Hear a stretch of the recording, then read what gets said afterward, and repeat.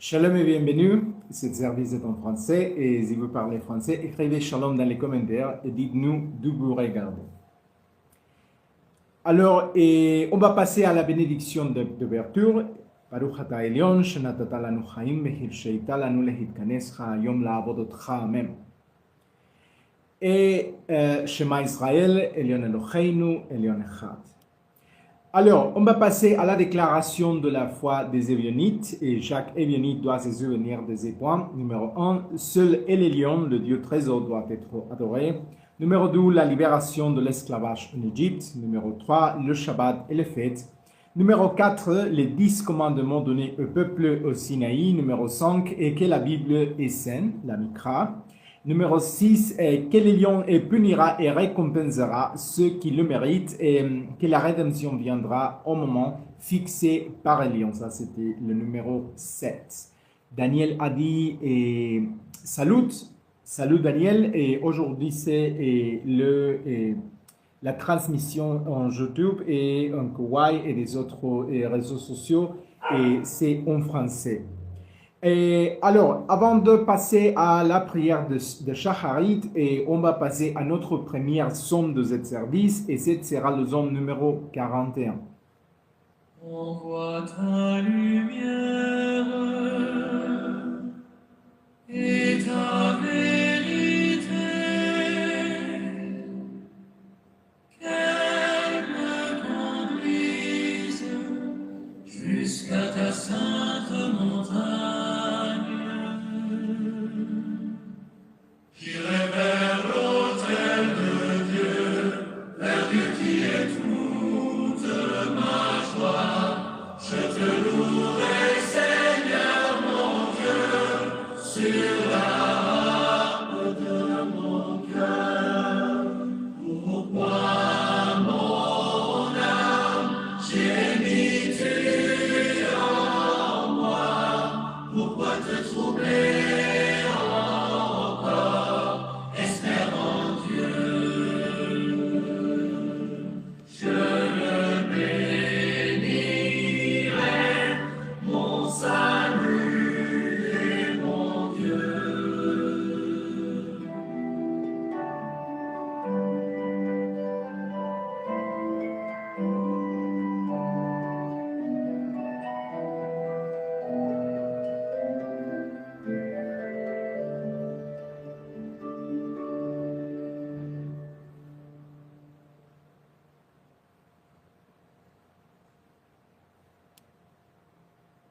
Alors, on va passer maintenant à la prière de Shacharit.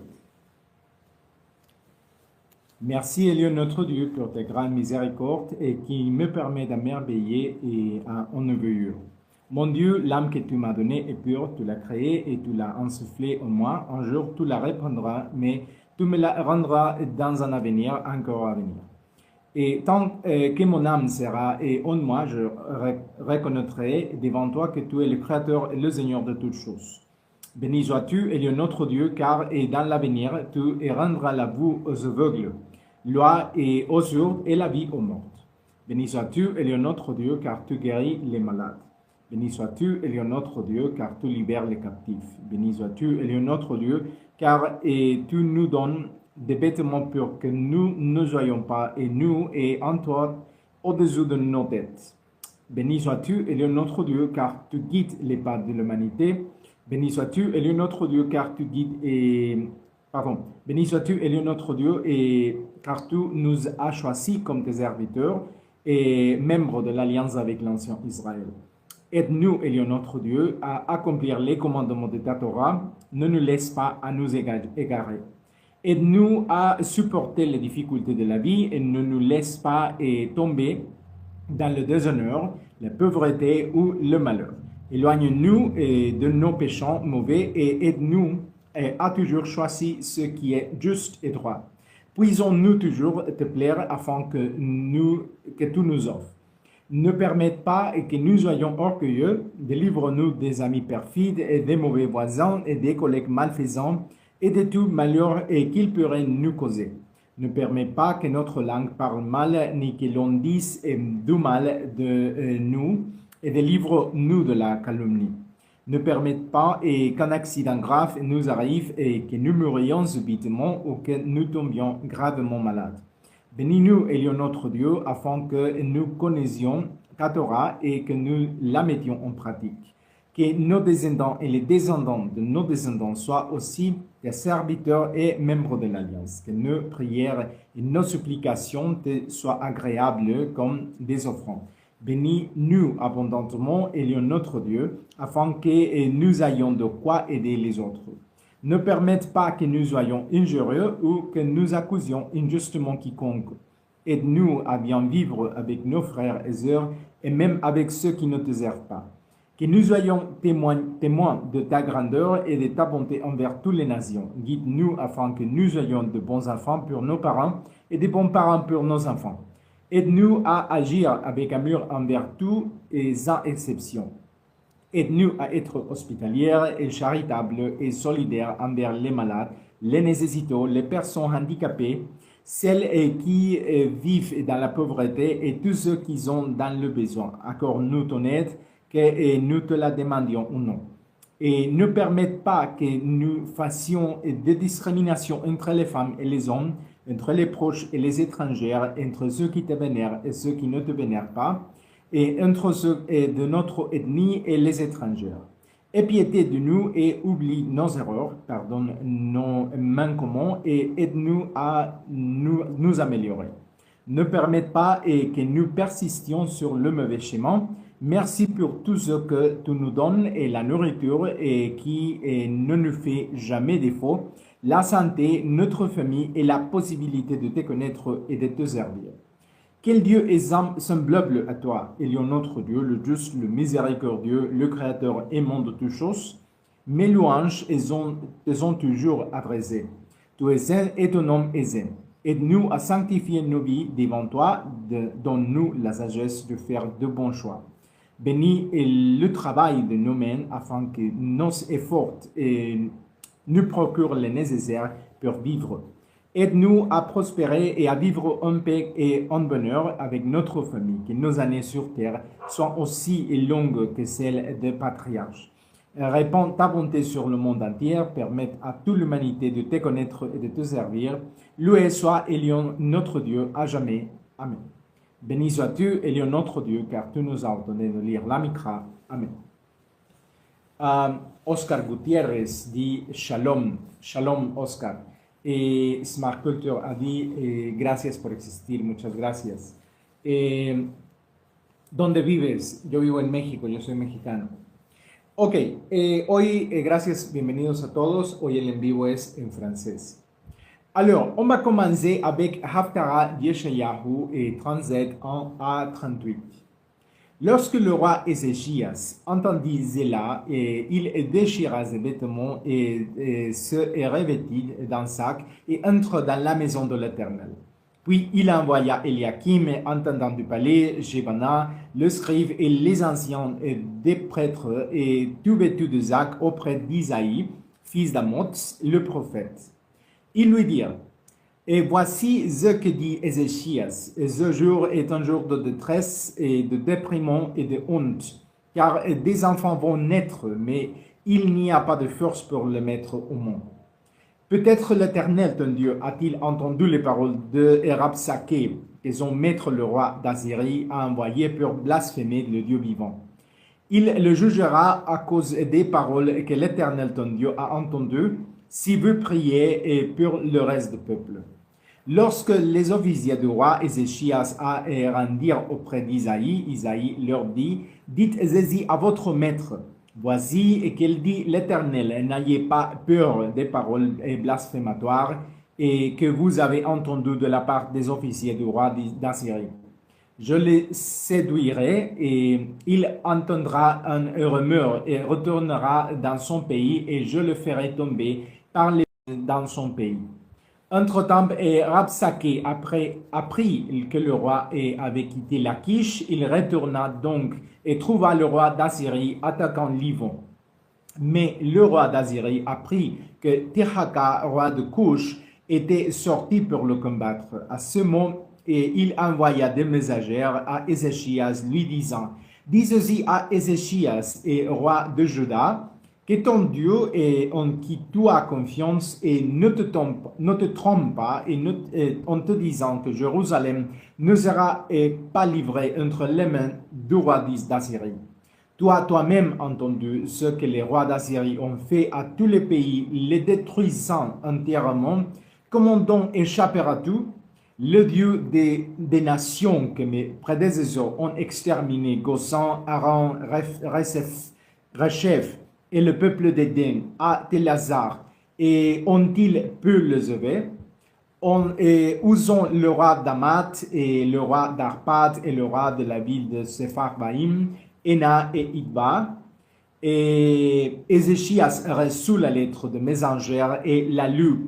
Puis il monta au temple de l'Éternel et la déploya devant lui. Ézéchias pria l'Éternel et dit: Éternel des armées, Dieu d'Israël, toi qui sièges sur les chérubins, et tu es le seul Dieu de tous les royaumes de la terre, et tu as fait le ciel et la terre.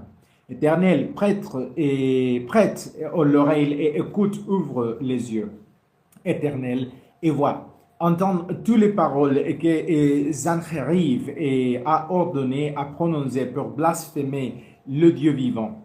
Il est vrai, l'Éternel, et que les rois d'Assyrie ont détruit de toutes les nations et leurs pays, et qu'ils ont livré leur Dieu et à faux et les ont détruits, car ils n'étaient pas des dieux, mais l'œuvre de mains humaines, de bois et de pierre. Mais maintenant, Éternel, notre Dieu, et délivre-nous de leurs mains, et que tous les royaumes de la terre sachent que toi seul, Javé, tu es Elohim.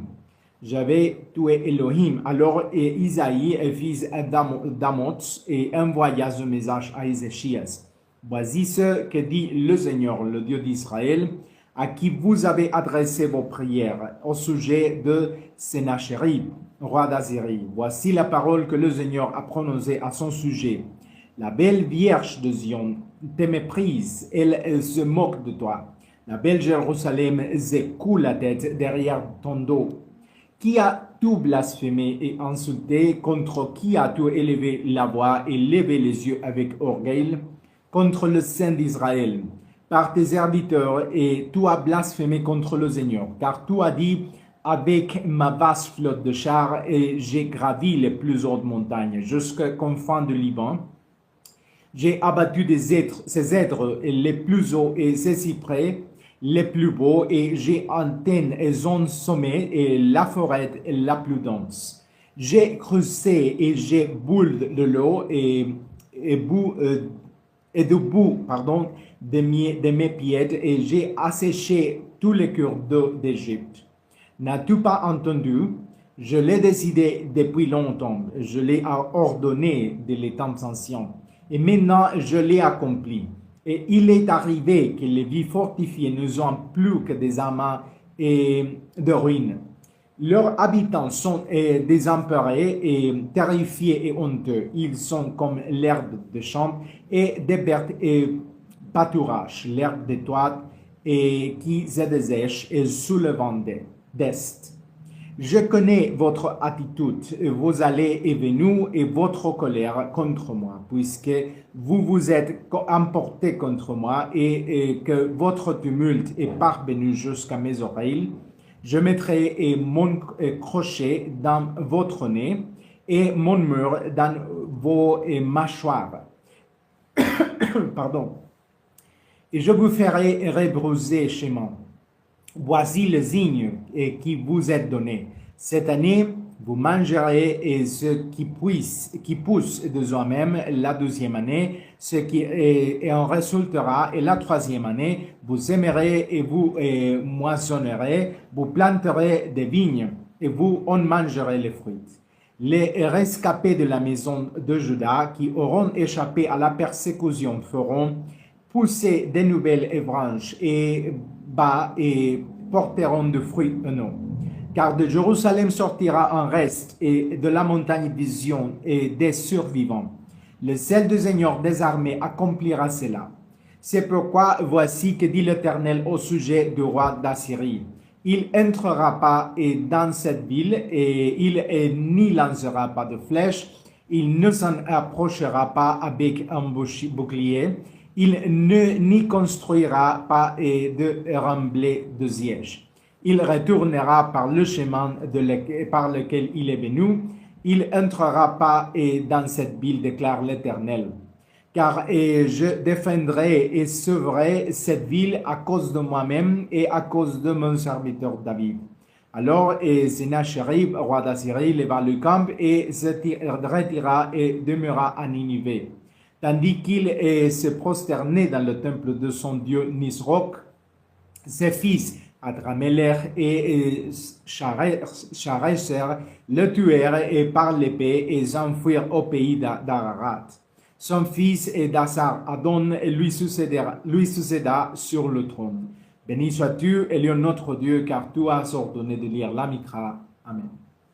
Alors, nous avons ici des autres commentaires. Letali dice, sigan adorando a Baal o a Bol. Ok, pues sigan adorándolo, no sé a quién se refieres. Batei Ciplinep dice, interesante, muchas gracias.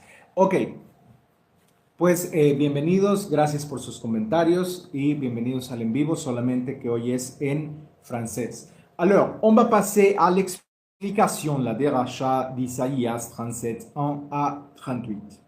Aujourd'hui, nous sommes réunis pour vivre un moment décisif dans l'histoire d'Israël, un moment où la peur humaine se confronte à la fidélité de Dieu, béni soit-il.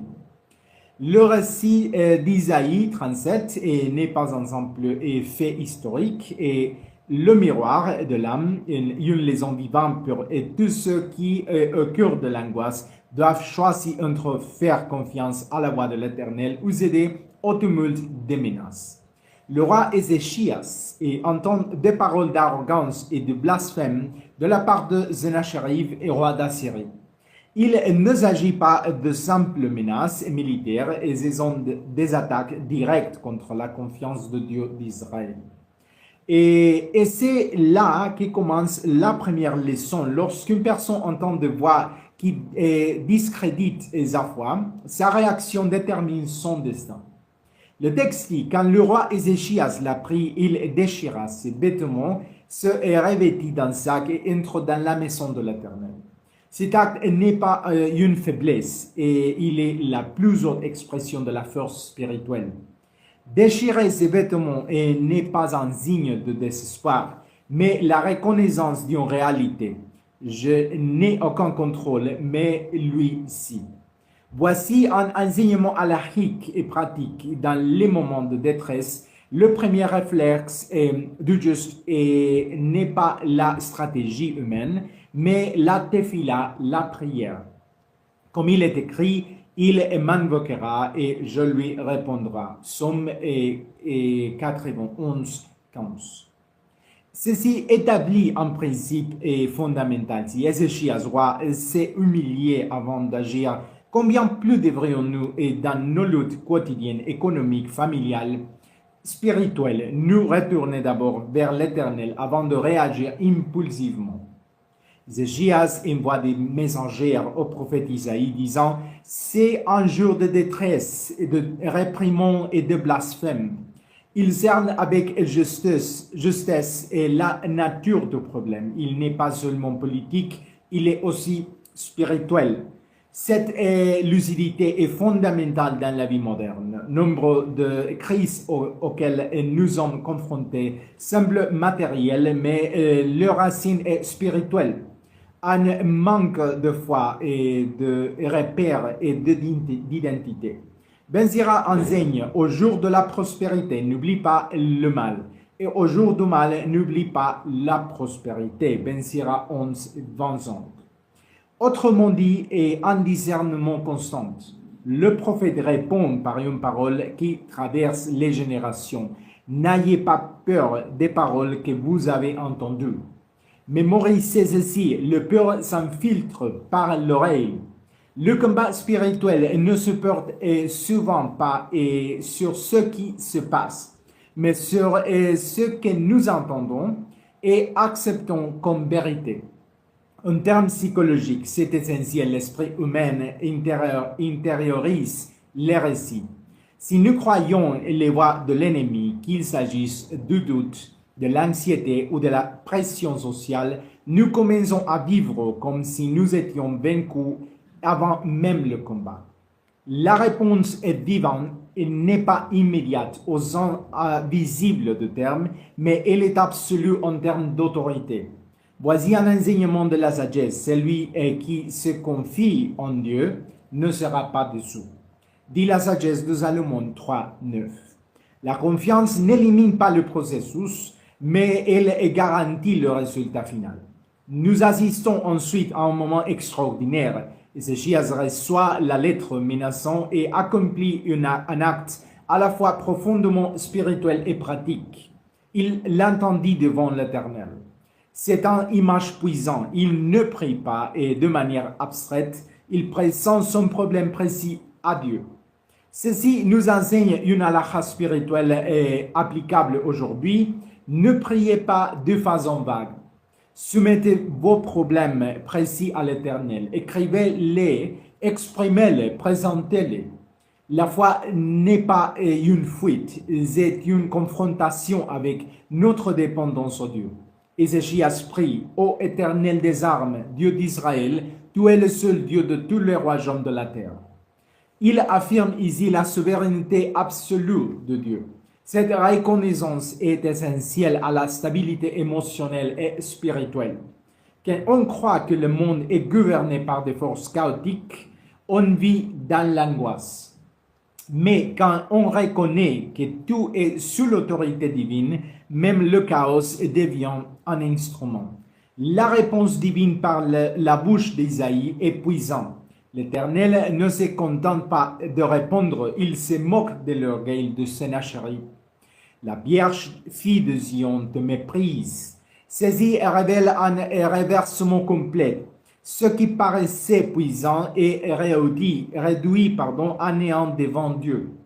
Ceci rejoint ce qui est écrit dans les Proverbes, l'orgueil procède la ruine, dit Proverbe 16:18.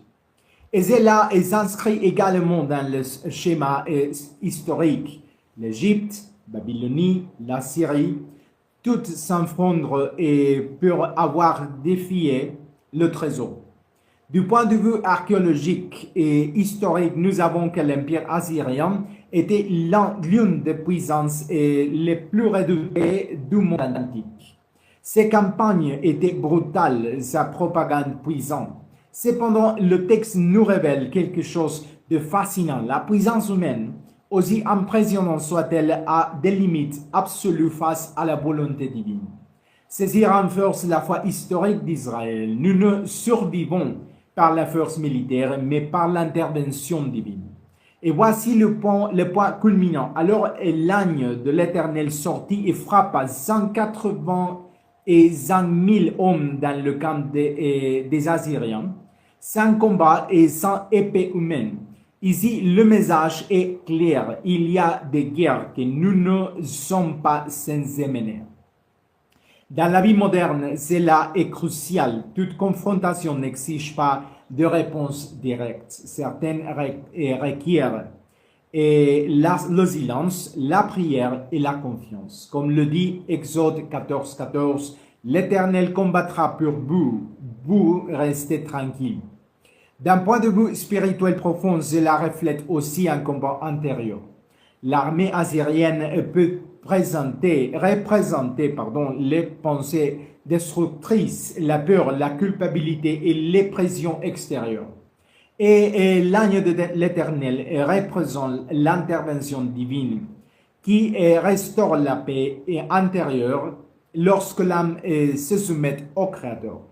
La fin du récit montre la chute de Sennacherib et assassiné par ses propres fils. Et c'est la justice divine appliquée avec précision. C'est lui qui a détruit des maisons murales dans l'Asienne.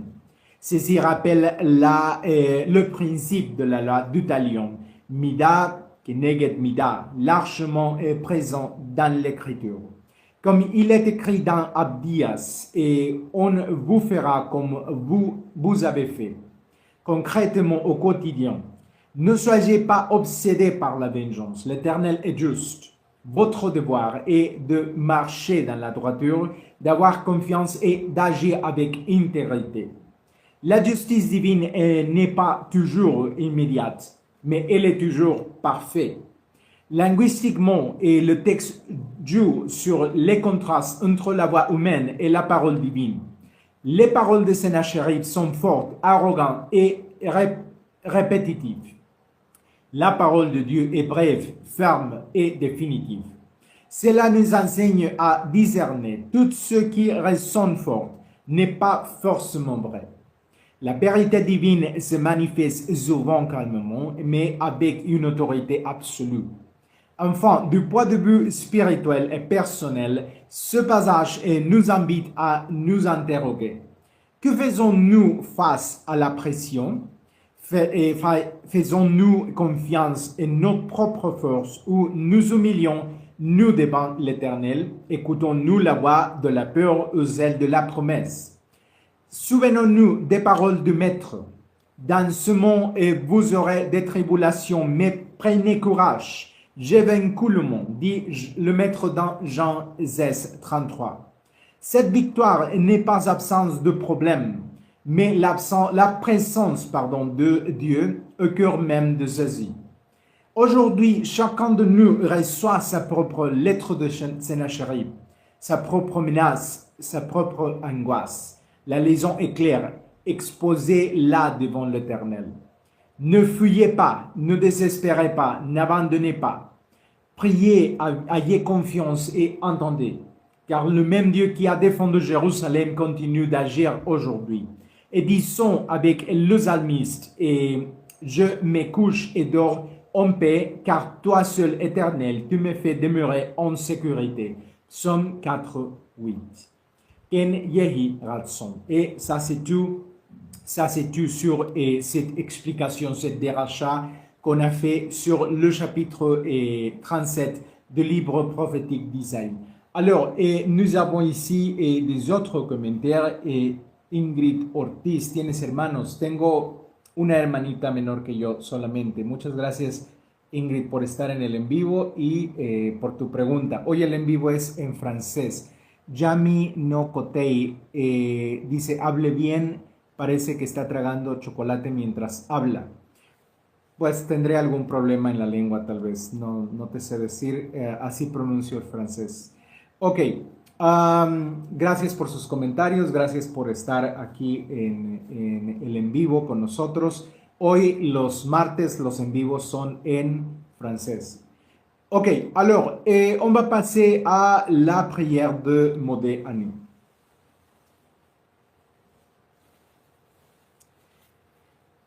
Je te remercie chaque matin, Élu notre Dieu, de m'accorder une nouvelle journée de vie. Je te remercie pour les vêtements que tu mets sur mon corps et afin que je n'ai pas froid.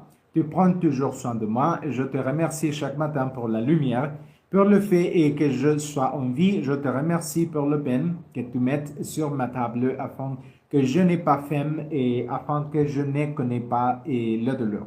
Je te remercie pour mes innombrables souris, pour mes capacités et mes expériences. Je veux que tu saches que je suis toujours reconnaissant. Je louerai ton nom puissant et élion notre Dieu. Je te confie ma vie, mon cœur et ma gratitude.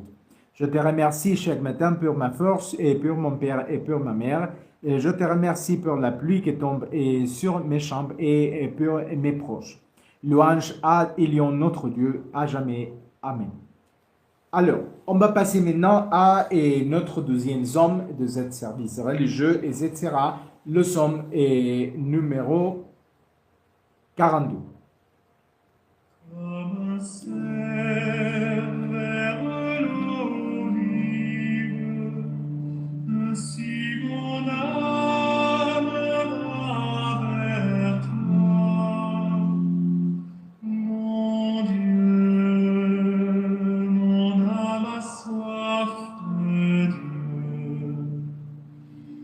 Dieu vivant, quand verrai-je la face du Seigneur?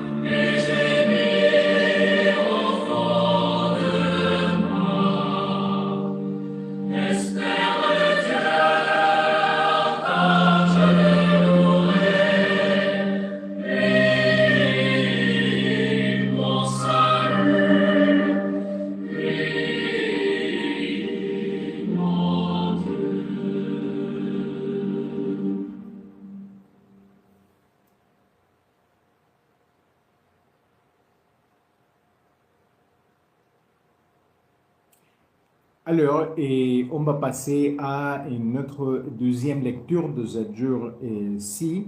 Béni sois-tu, et notre Dieu qui nous a ordonné de lire la Mikra. Amen. Cette lecture sera la Haftarah Mordechai 9 ans à 5 ans. Il leur dit aussi, et en vérité je vous le dis, et quelqu'un de ceux qui sont ici ne mourront, et pas avant d'avoir vu le règne de Dieu venir avec puissance. 6 jours plus tard, Jésus prit avec lui Pierre, Jacques et Jean et les emmena à l'écart sur une haute montagne. Et là, il fut transfiguré devant eux. Ses vêtements devinrent d'une blancheur éclatante et plus blanche que quiconque au monde ne pourrait les blanchir.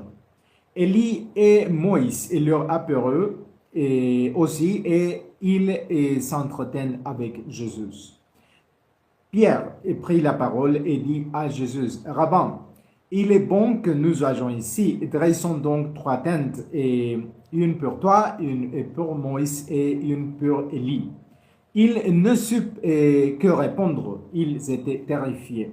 Alors une nuée apparut et les enveloppa, et une voix sortit de la nuée. « Celui-ci est mon fils bien-aimé.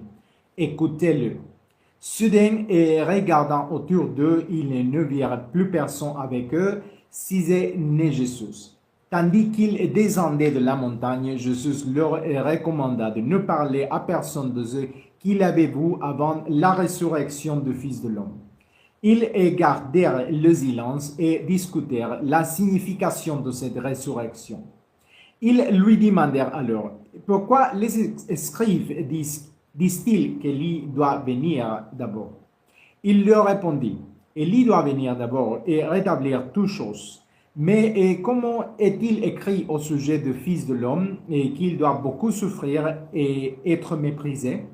Pourtant, je vous le dis, Élie est déjà venu et ils lui ont fait tout ce qu'ils ont voulu et conformément à ce qui est écrit à son sujet. » Arrivé là où se trouveraient les autres disciples, ils virent une grande foule autour d'eux et des scribes qui discutaient avec eux.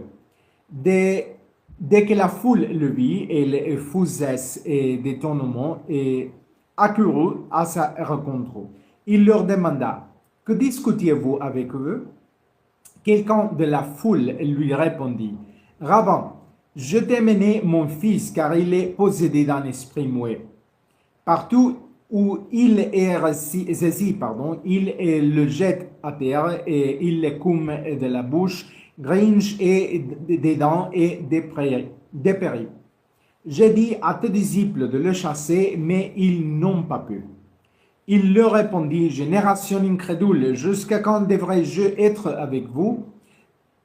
Jusqu'à quand devrais-je vous supporter? Amenez-le-moi. » Ils le lui amenèrent et dès que l'esprit le vit, l'enfant fut pris de convulsions et tomba à terre et se tordant et écumant de la bouche. Jésus demanda au Père, « Depuis combien de temps cela lui arrive-t-il » Et répondit, « Depuis son enfance. » Et souvent, il a jeté dans le feu et ou dans l'eau pour le faire mourir. Mais si tu peux faire quelque chose, aie compassion de nous et aide-nous. Jésus lui dit, « Si tu peux, tout est possible à celui qui croit. » Aussitôt, le père du garçon s'écria, « J'ai la foi. Bien honnête à mon incrédulité. » Voyant la foule qui s'assemblait, Jésus réprimanda l'esprit impur et lui dit, « Esprit muet et sourd, je t'ordonne de sortir de cet enfant et de ne plus y entrer. » Alors, poussant des grands cris et le secouant violemment, l'esprit sortit et l'enfant était comme mort, si bien que beaucoup le criaient mort. Mais Jésus le prit par la main et releva, et il se tient debout. Après qu'il fut entré dans une maison, ses disciples lui demandèrent en privé, « Pourquoi n'avons-nous pas pu le chasser ?» Il leur répondit, « Cette épaisse-là ne peut sortir que par la prière. » Après avoir quitté cet endroit, ils traversèrent la Galilée. Il ne voulait pas que cela se sache, car il enseignait à ses disciples: le Fils de l'homme sera livré aux hommes, et ils feront mourir, et ils le feront mourir. Mais après 3 jours, il ressuscitera. Mais il ne comprenait pas ces paroles et ne soit pas lui interrogué. Ils arrivèrent ensuite chez Zéphas, et lorsqu'il fut entré dans la maison, il leur demanda: de quoi discutez-vous en chemin? Mais ils gardèrent le silence, car en chemin, ils savaient discuter entre eux pour savoir qui était le plus grand. S'étant assis, Jésus appela les 12 disciples et leur dit: si quelqu'un veut être le premier, qu'il soit le dernier, et de tout, et le serviteur de tout. Il prit un petit enfant, le plaça au milieu d'eux, et le prenant dans ses bras, leur dit: quiconque accueille mon homme, un de ces petits enfants, c'est moi qui l'accueille. Et quiconque m'accueille, ce n'est pas moi qui l'accueille, mais c'est lui qui m'a envoyé. Jean répondit: Rabbin, nous avons vu quelqu'un chasser des démons en ton nom, et nous avons essayé de l'empêcher, parce qu'il n'était pas de notre. Mais Jésus dit: ne le empêchez pas, car quiconque accomplit un miracle en mon nom ne peut l'instant après dire du mal de moi. Car celui qui n'est pas contre nous est pour nous. En vérité, je vous le dis, quiconque vous donnera une verre d'eau en mon nom, parce que vous appartenez au Messie, ne perdra sa récompense. Mais si quelqu'un fait trébucher un de ces petits qui croient en moi, il vaudrait mieux pour lui qu'on lui attache une meule de melon autour du cou et qu'on le jette au fond de la mer. Si ta main est pour toi une occasion de chute, coupe-la, car il vaut mieux pour toi entrer manchot dans la vie que d'avoir 2 mains et d'aller en enfer, dans le feu qui ne s'éteint jamais, où leur verre ne meurt point et où le feu ne s'en tient point. Si ton pied est pour toi une occasion de chute, coupe-le. Il vaut mieux pour toi entrer dans la vie estropiée et que d'avoir 2 pieds et d'être jeté en enfer, où leur verre ne meurt point, où le feu ne s'en tient point. Si ton œil est pour toi une occasion de chute, arrache-le. Il vaut mieux pour toi entrer dans le royaume de Dieu avec un seul œil, que d'avoir 12 yeux et d'être jeté en enfer, où leur verre ne meurt pas et où le feu ne s'en tient point. Car tous seront allés pour le feu. Le sel est bon, mais si le sel perd sa saveur, avec quoi la lui rendre? Agez du sel en vous-même et vivez en paix les uns avec les autres. Béni sois-tu, Elion notre Dieu, car tu nous as ordonné de lire la Mikra. Amen. Alors, et ça c'est tout ici avec cette lecture, mais nous avons ici des autres commentaires. Et ce commentaire, qu'est-ce que le kasher? Ok, le kasher, c'est la diète qu'on doit suivre, et c'est très très important pour nous les Ébionites. Il faut que certaines viandes, certains animaux, on ne le touche pas, on ne le mange pas. Et des autres, ce sont des bons animaux pour viande, pour nous, pour manger. Et c'est un sujet très très grand, alors il faut parler après dans un autre service sur la diète cachée, mais c'est très très important pour nous le suivre.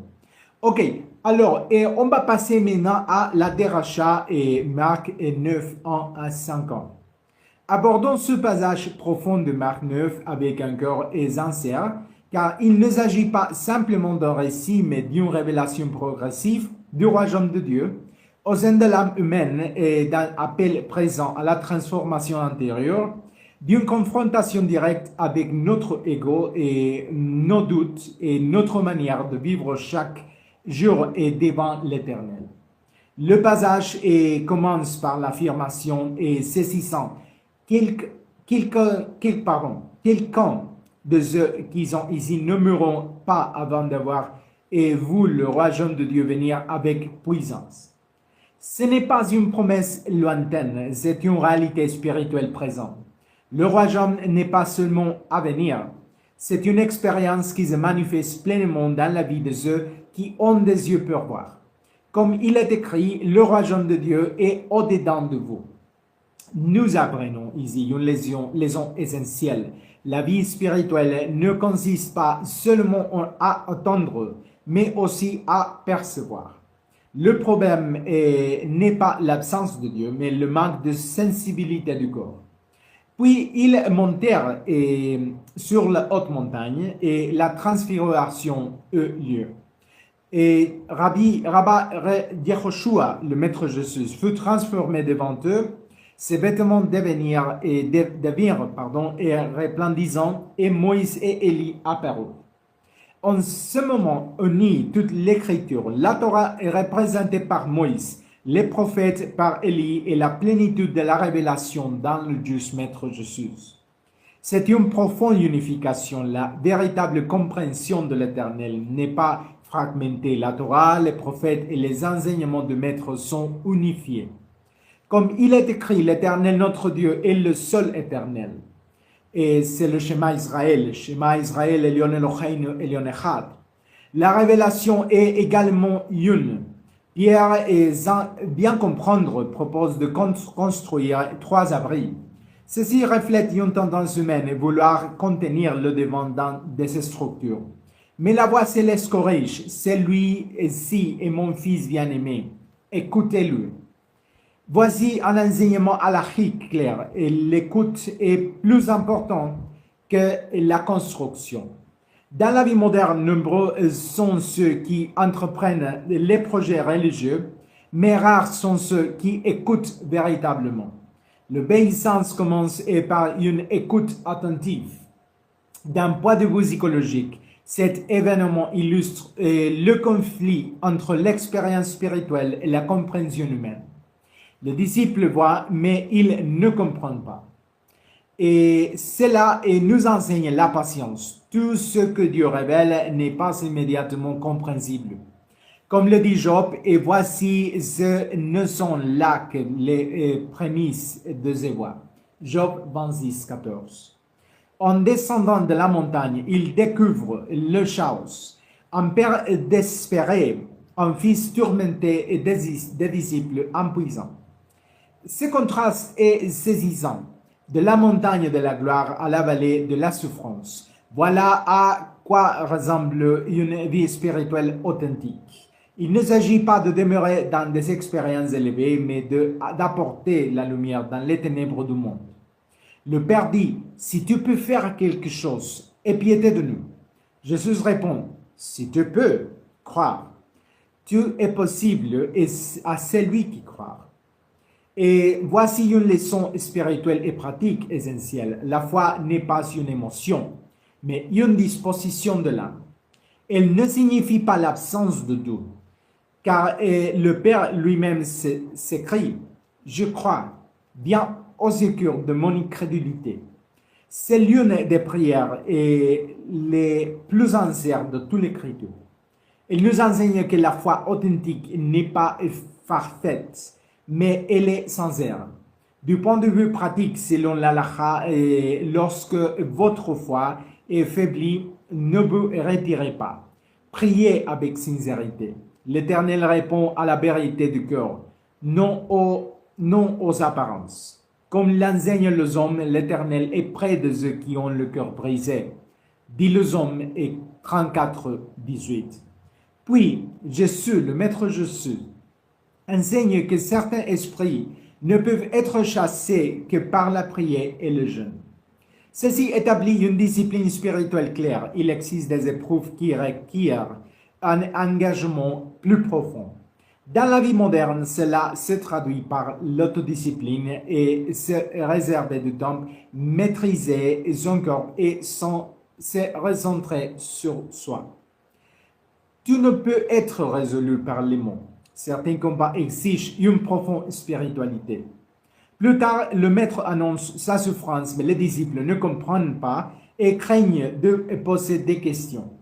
Nous voyons ici un problème humain persistant, le peur d'affronter ce que nous ne comprenons pas.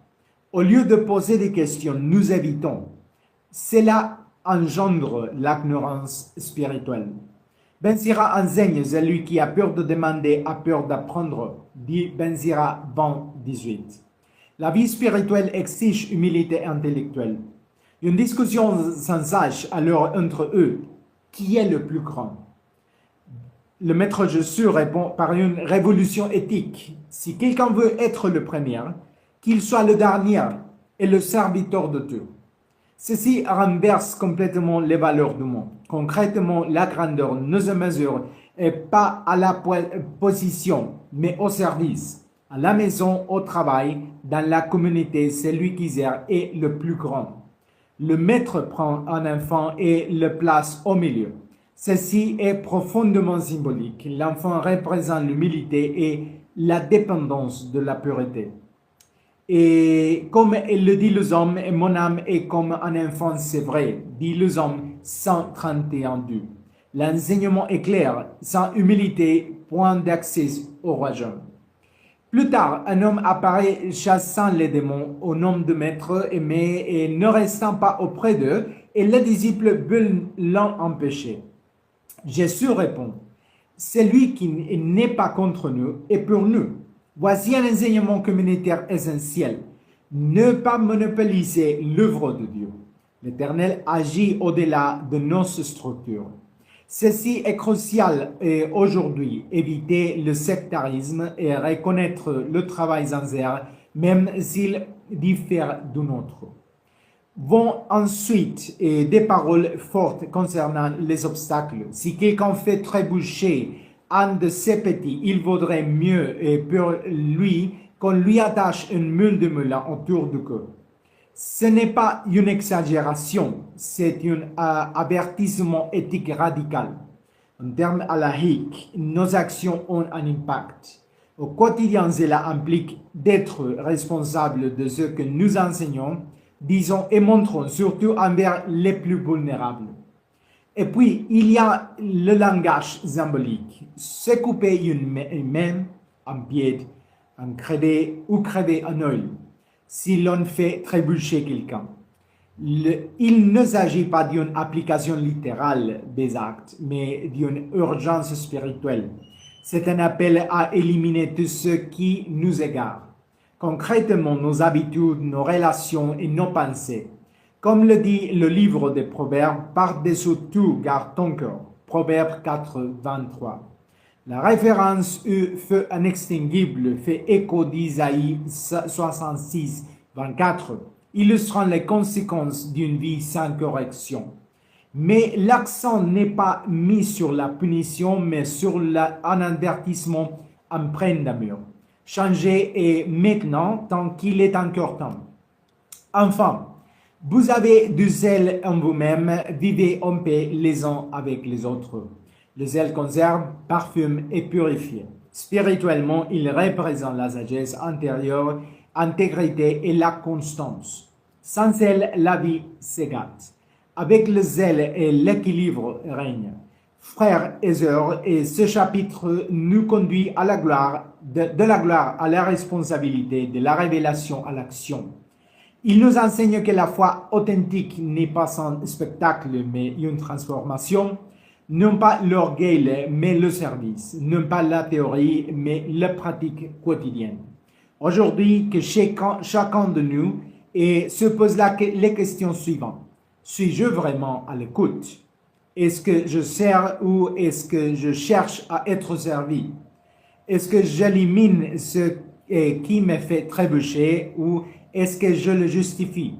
Est-ce que je vis déjà dans le royaume ou est-ce que j'attends simplement? Et souvenons-nous, celui qui est fidèle dans les petites choses est fidèle aussi dans les grandes, dit le Maître Jésus dans Luc 16:10.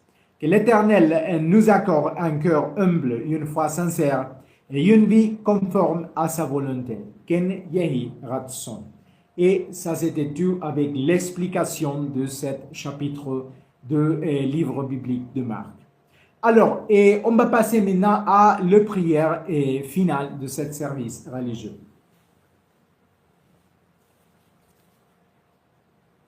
Béni sois-tu, Dieu notre Dieu, car tu nous as tellement aimés que tu nous as donné la vie et la possibilité de te connaître et de t'adorer. Aide-nous à orienter nos pensées et nos actions vers tes commandements tout au long de la journée. Prolonge notre vie chaque jour afin que nous puissions continuer à t'adorer. Tout ce que tu as promis s'est accompli. Toi seul prophétise et accompli. Continue de nous donner la vie afin que nous puissions voir l'accomplissement de toutes tes promesses. Protège-nous de ceux qui veulent nous nuire et aide-nous à surmonter les obstacles de la vie. Venge ceux qui souffrent à cause des méchants et aide-les à surmonter leurs problèmes. Accomplis des miracles sur nos yeux et offre-nous en tout temps. Règne sur ma famille, car toi seul as le droit de régner sur l'humanité, et toi seul nous gouverne avec justice et miséricorde. Protège-nous des attaques de nos ennemis, des maladies et de la guerre et de tout ce qui pourrait nous causer souffrance ou mort. Et ne permets pas que nous ayons faim et que nous tombions dans la pauvreté. Accorde-nous un repos paisible et cette nuit et bénis-nous et nous permettant de nous réveiller tout demain. Louange à Elion, notre Dieu, et pour toujours. Amen. Alors, et on va passer maintenant à le dernier somme de ce service religieux, et ce sera le somme numéro 43. Comme un cerf vers nous vive, ainsi va mon âme vers toi, mon Dieu. Mon âme a soif du Dieu vivant. Quand verrai-je ton visage? Je me souviens. Le cœur brûlant du temps des jours, mes cortèges. Pourquoi te désoler, mon âme? Pourquoi gémir au fond de moi?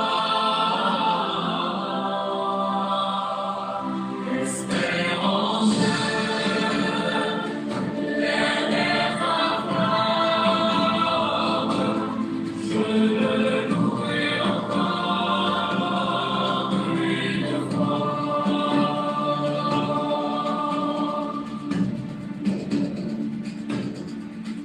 La vie m'amène à notre abîme, la vague passe sur mon front. Tu resteras son cœur divine, ta grâce veille sur moi.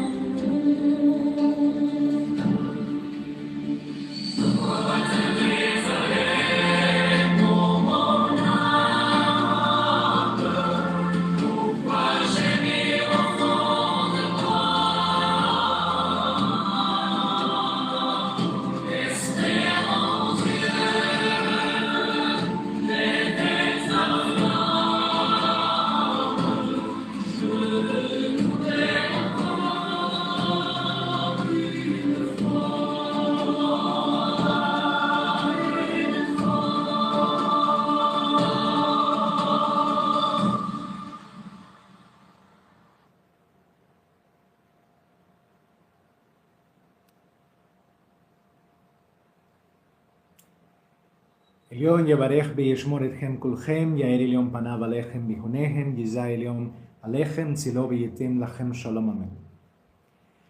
Merci beaucoup de vous être joints à nous pour cet office de la lecture du Haftarah des prophètes. Nous vous rappelons que le prochain Rosh Chodesh Sivan aura lieu le 16 mai 2026. Ce jour-là, nous vous invitons à célébrer en sonnant de chauffard, en partageant un repas spécial et en récitant la prière de Moussa.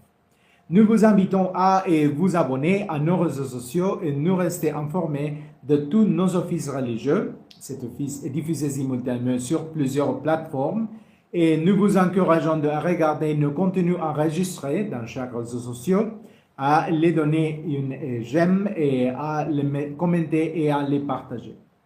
Si vous souhaitez nous soutenir par un don, vous pouvez effectuer un virement sur le compte bancaire indiqué dans nos informations ou nous contacter directement par message pour en savoir plus sur les différentes manières de nous soutenir. Je vous invite à vous joindre à nous tous les mardis à 8h, heure du Mexique, et pour nos offices religieux dédiés aux créateurs en français. Je vous garantis que votre semaine prendra une nouvelle dimension après avoir participé à nos offices. Permettez-moi de vous poser quelques questions. Si vous pouviez changer votre vie, le feriez-vous? Souhaitez-vous plaire à votre Créateur? Souhaitez-vous connaître le plan de Dieu pour vous? Aspirez-vous à une vie plus riche et plus heureuse? Souhaitez-vous le bien-être de votre famille? Tout est à votre portée si vous vous rapprochez de Dieu, et c'est pourquoi je vous invite à vous joindre à nous tous les mardis à 8h pour l'office en français. Notre communauté de Bionites est composée de personnes d'horizons et religions et classes sociales diverses. En réalité, vous n'avez pas besoin de renoncer à votre foi ou à votre religion pour être avec nous tous les mardis. Chacun ici est le bienvenu. Personnellement, je souhaite partager avec vous ce que j'ai découvert au fil des années, de toute la Bible, et comment elle a transformé ma vie et comment elle peut transformer la vôtre aussi. Quelle que soit l'ampleur de problème, Dieu est toujours prêt à nous accueillir à nouveau et je suis prêt à vous aider à revenir à lui.